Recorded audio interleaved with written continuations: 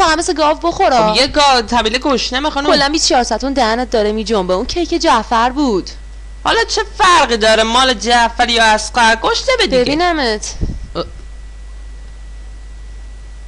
بدبخت شدم. بازم خورده کیک. این کیک محمد بود. من خودش داد بهم بدون اجازه برداشت. خیال راحت. وای محمد جعفر اصغر هر شب به خاطر تو گوشت به من میخوابن. چه برن یه پیتزا بخوام بخورن. وای ساخته چرا انقدر شیکمویی؟ تو هم اعصاب ما رو 2 نقطه ویرگول کردی ها امشب. وای چقدر اعصاب خورد میکنی تو. آخه غذاهای تو به درد نخوره، به درد خواهرت میخوره. خودت بدت میاد. دیشب یادت قرمه سبزی درست کرده بودم گیر دادی که چرا قرمه گوش نداده ها؟ ولی قرار بود تو دیشب قیمه درست کنی که نکردی. دیگه کافیه. الان میرم یه چاقو برمیدارم شیکمتو وا میکنم و هرچی آتش خال تو شیکمت هست و برمیدارم و میریزم دور. فقط لطفا به رود کوچیکم دست نزن. نوکر